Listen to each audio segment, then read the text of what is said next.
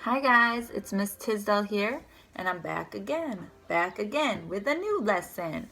And today's lesson is reviewing story elements. So a while back on Summit, you guys did a project on story elements, and you had to write your own narrative.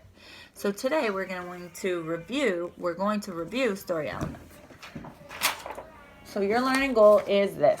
Students will be able to identify the story elements in a grade level passage, short passage.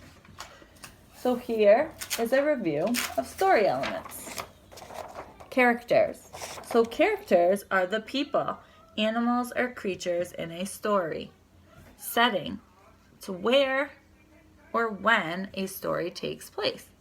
The problem. What goes wrong in the story? Solution. How the problem is solved. The theme. It's the lesson the author is trying to teach you. And the plot. All of the events in a story. Beginning, middle, and end. Alright, so those are your story elements. Your task is going to be this.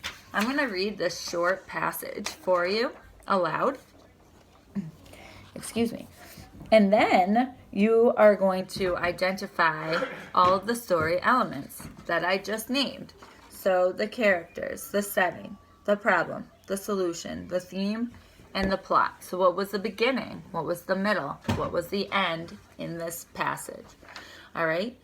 So make sure that you explain your thinking. All right? So the characters, for example, who are they and how do you know that? The setting. How do you know what the setting is? And also, you're going to have to use your text detective skills, your inferencing skills, okay? So take what you know, right, your background knowledge, your schema, and what the text says to infer about some of these story elements. I'm going to read this passage for you first, and then you are going to reread it a second time, use your close reading strategies, and you're going to identify the story elements within the text. Your part 2 is I'm going to assign you a writing prompt, and then you are going to plan out your story. Okay, so you're going to plan out all of your story elements, and then you're going to write your own story according to the prompt that I give you. So this is part 1, and there's going to be a part 2. So let me read this for you, and then you guys will be able to get started. Tomorrow. I'll do that tomorrow, Mom. Gah, stop bugging me. Heath was annoyed that his mom kept bringing up the fact that his project in science was due at the end of the week. Didn't she realize that he was on level 6 of the game he had downloaded a week ago? Heath was obsessed with game apps, and he had been working tirelessly on defeating his newest app. He couldn't be bothered with a boring science assignment. He knew he had to do it, but he figured he'd start on it tomorrow. Work a little each night, finish it up Thursday night, and proudly hand it in Friday morning. Okay, his mom replied. I'm not mentioning it anymore.